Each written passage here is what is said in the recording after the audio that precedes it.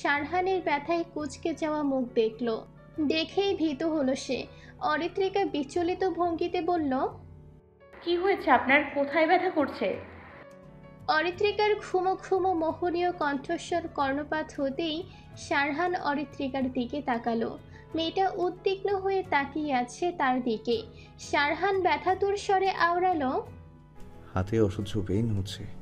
অরিত্রিকা তৎক্ষণাৎ বেশি কিছু না ভেবে বলে উঠল, আমি আস্তে আস্তে ম্যাসাজ করে দিব। শারহানের দৃষ্টি শীতল হয়ে এলো। সে কিঞ্চিত অরিত্রিকাকে অবাক করে দিয়ে বলল, দে তবে সাবধানে।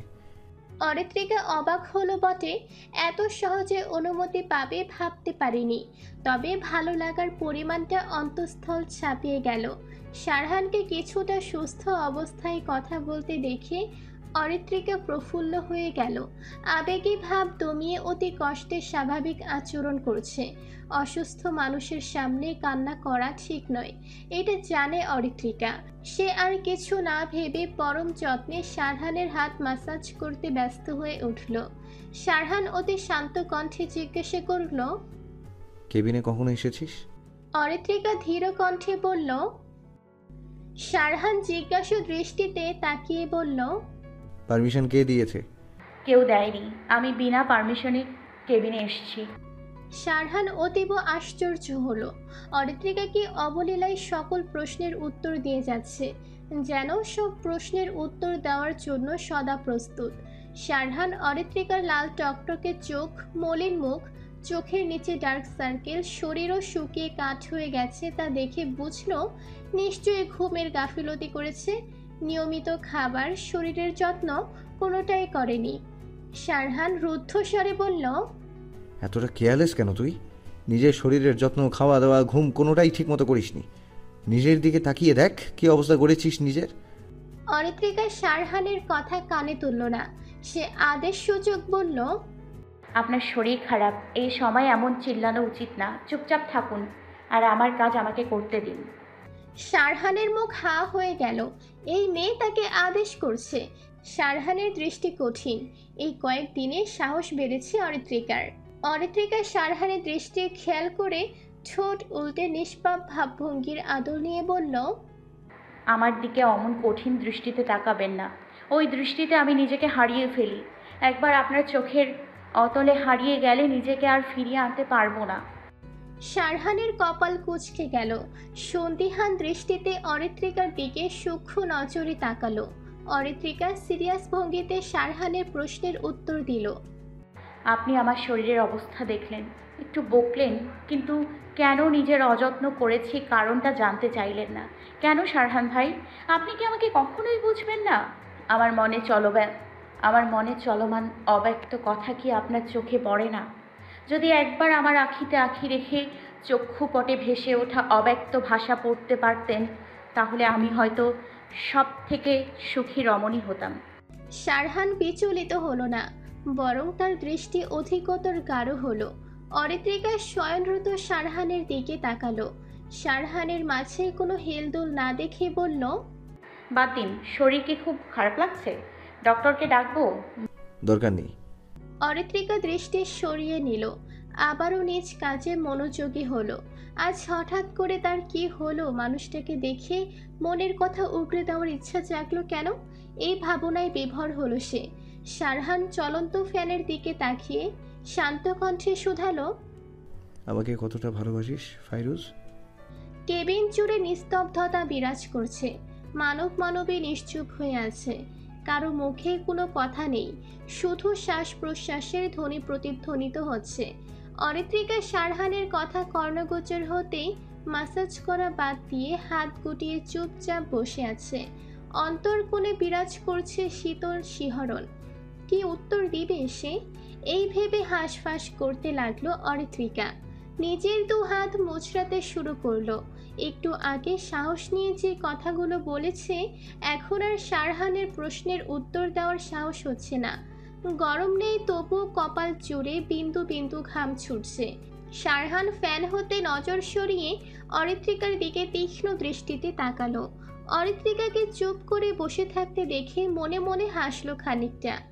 এতক্ষণে তার সামনে চ্যাটাং চ্যাটাং কথা বলছিল, অথচ এখন জানতে চাইছে সে, কিন্তু কোনো কথা নেই। এত কি ভাবছিস? এই তোর সাহস?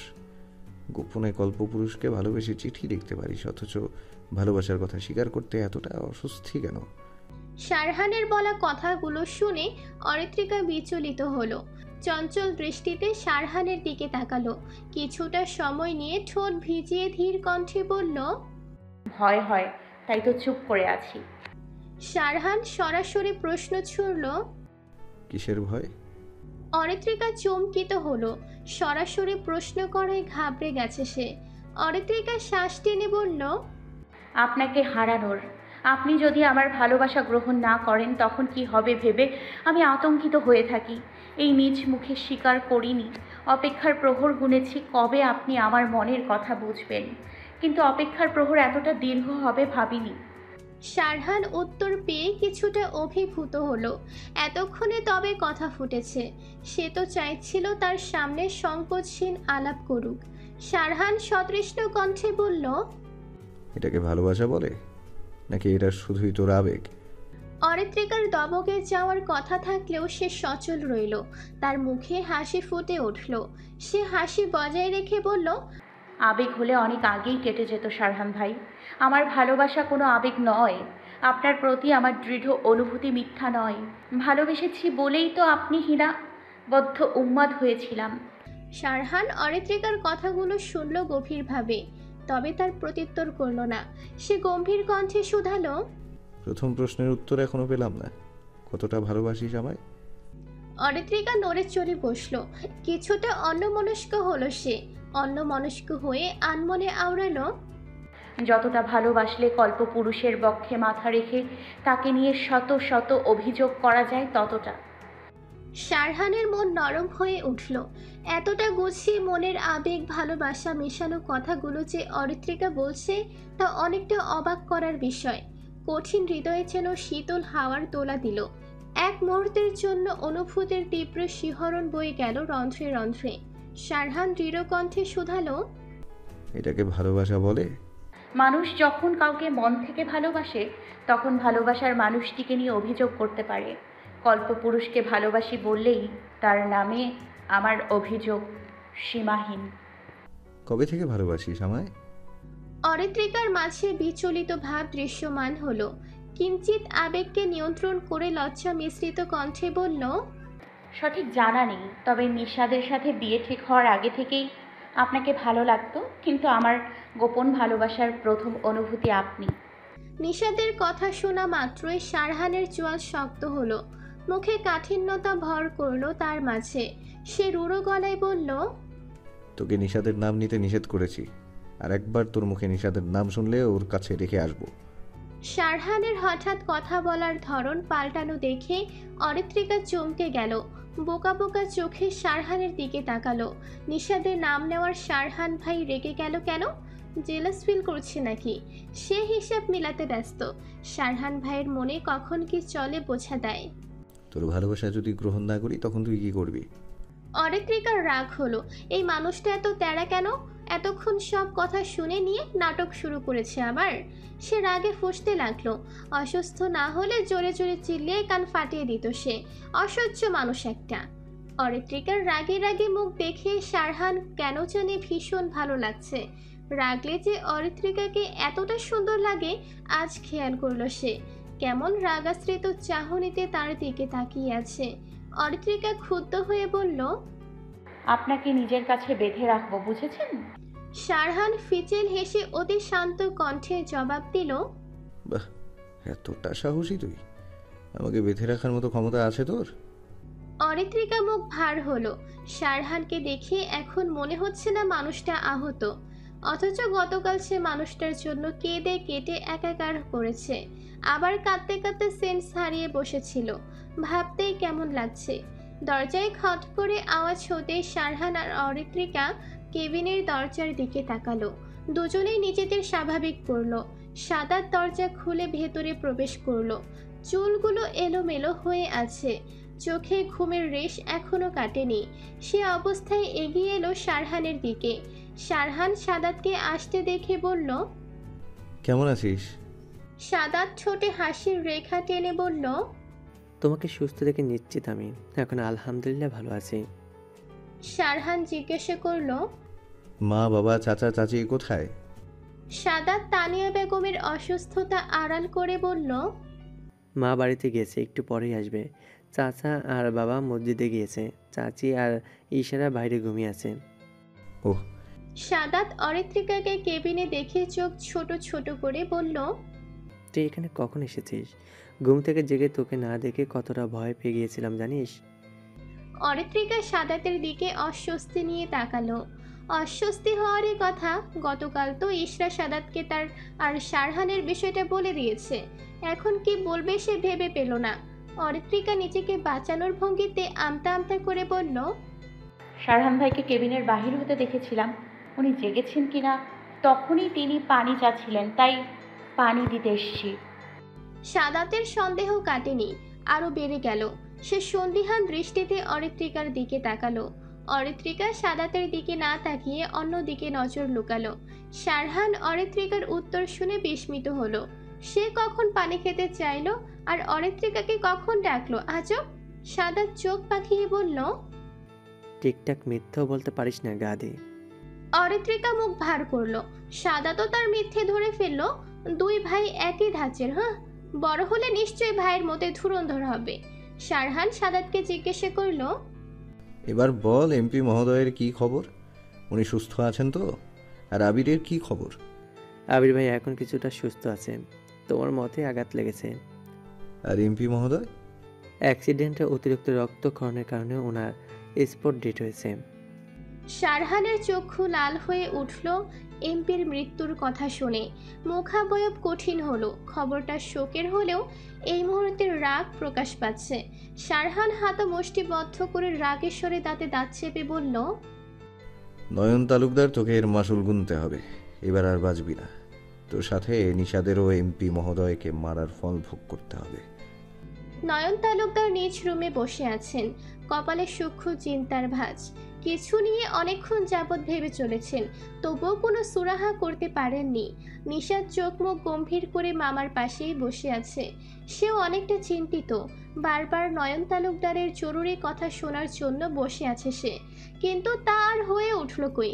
সেই যে মুখে কুলো পেটে বসেছেন, কোনো কথাই বলছেন না। নিশাদ চোখ ফিরিয়ে মিহির দিকে তাকালো।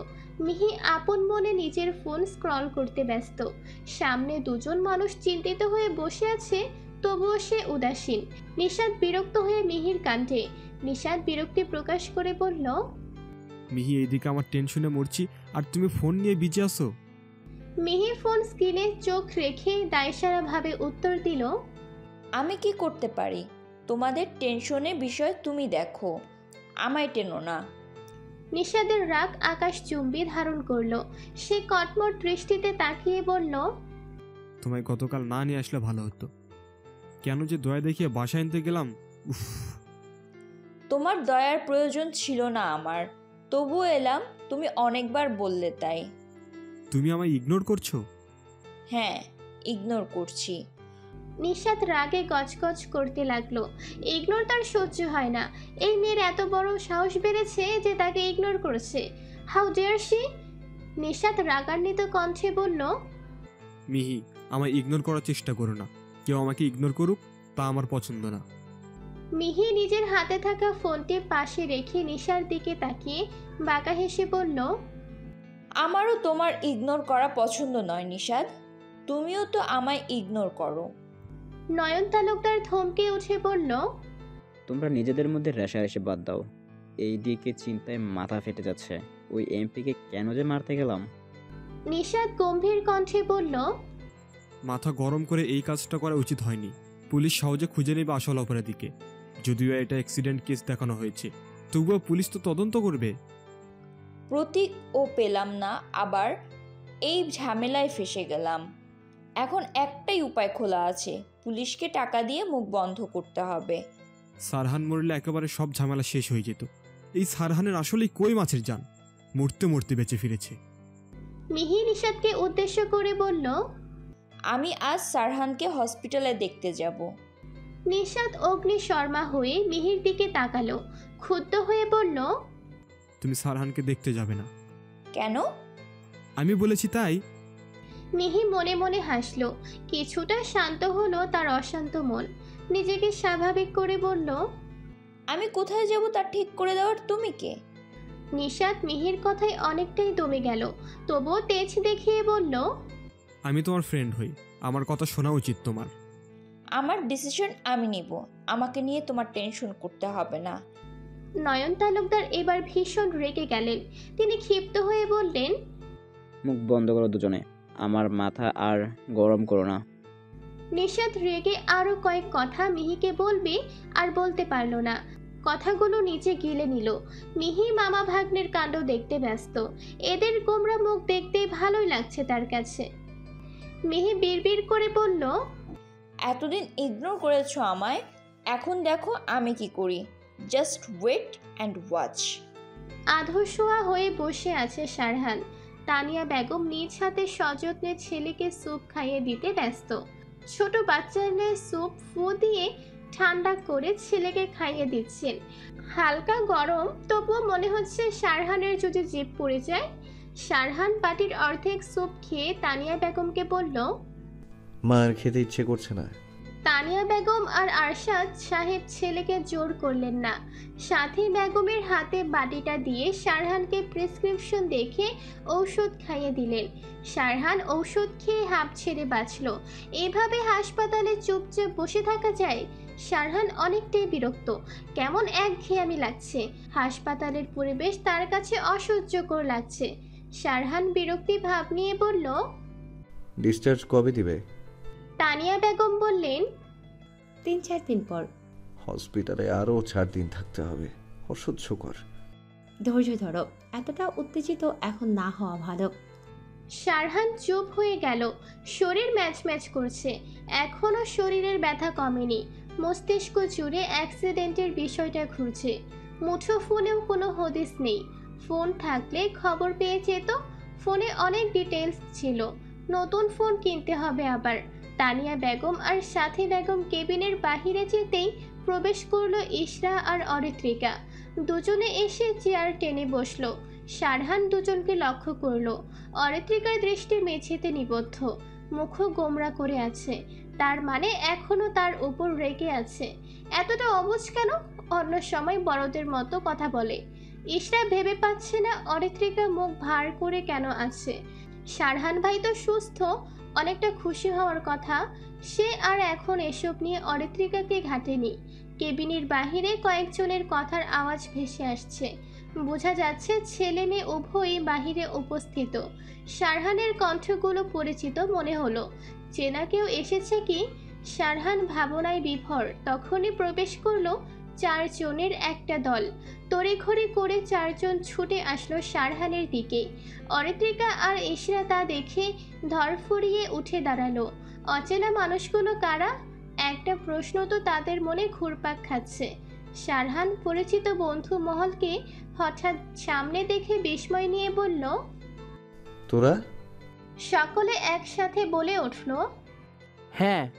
বন্ধু মহলের 4 জনের মাঝে একজন অশ্রুসিক্ত চোখে সারহানের দিকে তাকিয়ে বলল, জানিস তোর অ্যাক্সিডেন্ট হয়েছে জেনে রাত 2টার পরে রওনা দিয়েছি ঢাকা থেকে। জ্যাম থাকায় দেরি হয়ে গিয়েছে। এখন কেমন আছিস তুই? কান্নারত মেয়েটির নাম মন। রায়, ইফাত আর প্রিহাল ও দুশ্চিন্তাগ্রস্ত।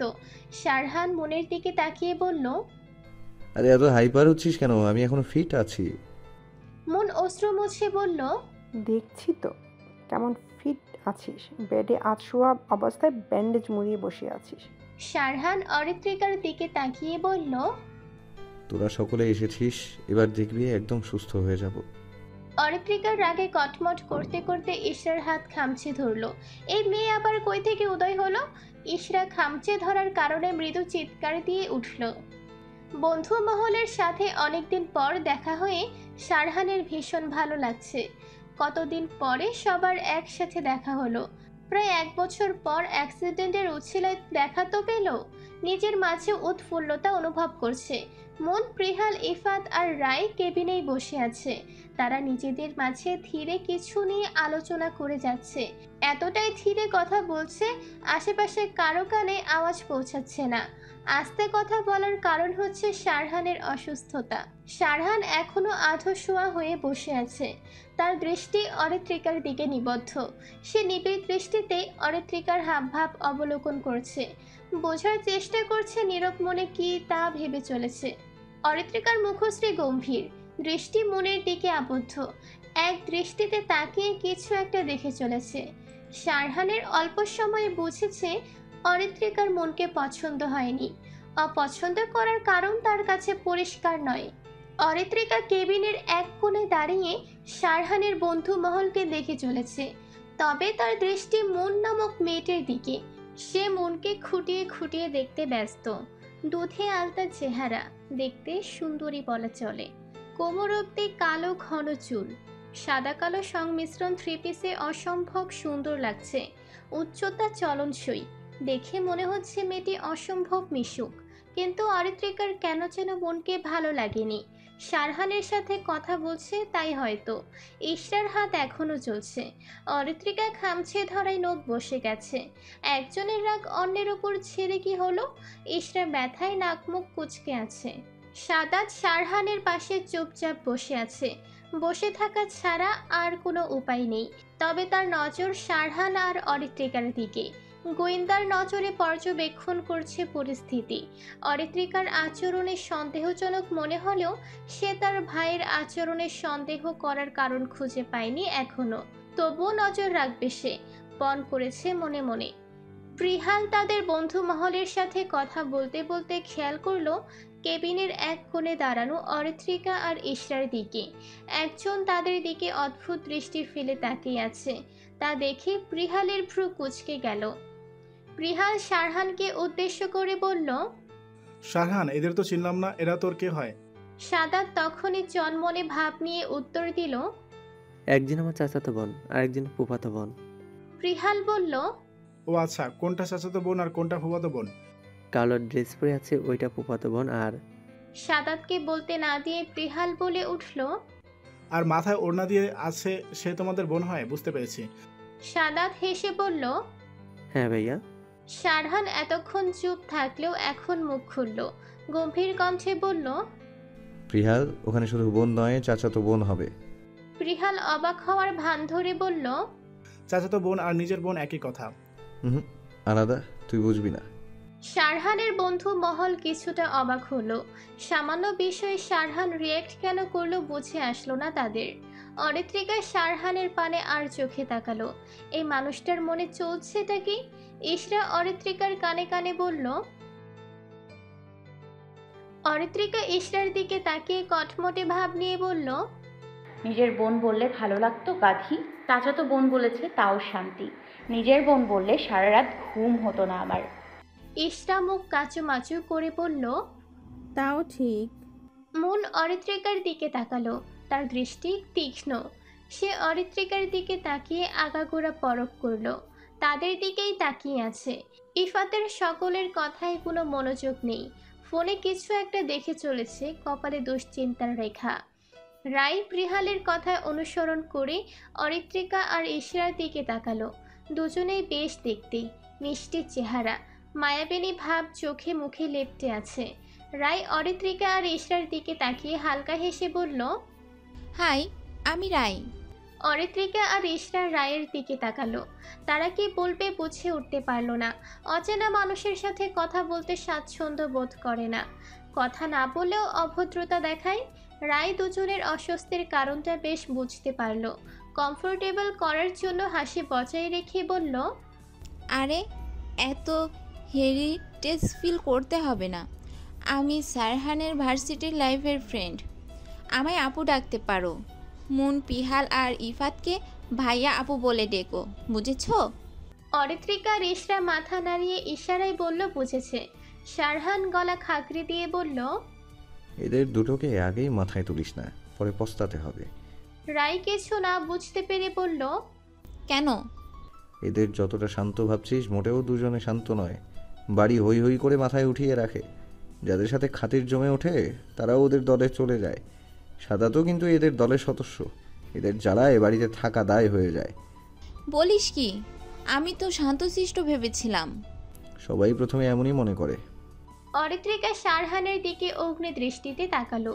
সকলের সামনে আজও অপমান করলো। সুস্থ হোক আগে, তারপর এর শোধ তুলবে সে। পরন্ত বিকেল, সূর্য হেলে পড়েছে পশ্চিমে। কিছু সময় পরই সন্ধ্যা নামবে ধরণীতে।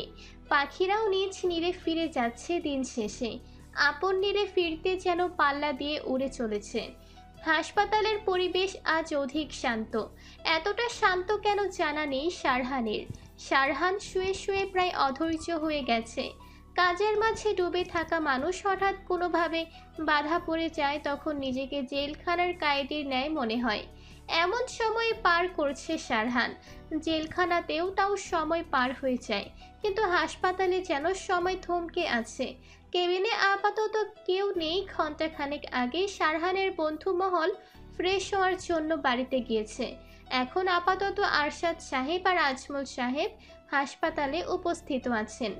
ডাক্তার শারহানকে কিছুক্ষণ পূর্বে চেক আপ করেছেন। কিছু টেস্ট করা বাকি আছে, তা সম্পর্কে জানানোর জন্য আরশাদ সাহেব আর আজমল সাহেবকে ডাক্তার ডেকেছেন। শারহানের মাথায় হালকা হালকা ব্যথা অনুভব হচ্ছে। আজ একটু বেশি কথা বলা হয়ে গেছে বুঝতে পারলো। বুকে ক্ষত থাকায় হাতও ঠিকভাবে নাড়াতে পারছে না। হাত নাড়ালেই বুক ব্যথায় অনুভূত হচ্ছে। সাদাতকে দুপুরে বলেছিল আবিরের কি খবর জানাতে। এখনও সাদাত জানায়নি। কি অবস্থায় আবির আছে জানা প্রয়োজন। শারহান নিজের চক্ষুদয় বন্ধ করল। যদি একটু ঘুম হয় তবে মাথা ব্যথা কমবে। নেত্রপল্লব এক করার কিছুক্ষণ পরেই কেবিনে কেউ একজন প্রবেশ করল। শারহান চোখ খুলে সরাসরি তাকালো দরজার দিকে। কুর্তি পরিহিত রমণীকে দেখে শারহানের ভ্রু যুগল কুঁচকে গেল। এখানেও চলে এসেছে মেয়েটি। মিহি শারহানকে দেখতে এসেছে। এখানে আসার দুটো কারণ আছে, নিশাত আর একজনকে দেখা পাওয়া। মিহি শারহানের বেড সংলগ্ন এসে চেয়ারে বসলো। বসেই শারহানকে বলল, এখন কেমন আছেন মিস্টার শারহান? শারহান ভীষণ বিরক্ত হলো মিহিকার আগমনে। সে বিরক্ত প্রকাশ করল না, স্বাভাবিকভাবেই উত্তর দিল, এই তো আছে ভালোই, কিন্তু আপনি এখানে কি করছেন? আপনার থেকে এমন প্রশ্ন আশা করা যায় না মিস্টার। এখানে এসেছি তার কারণটা নিশ্চয়ই আপনি হবেন। আসার কারণ কি? আপনি আহত হয়ে হসপিটালে আছেন, তাই দেখতে এলাম। শারহান গম্ভীর কণ্ঠে বলল, দেখা শেষ, এখন আসতে পারেন। মিহি শারহানের অপমানে কিছু মনে করল না।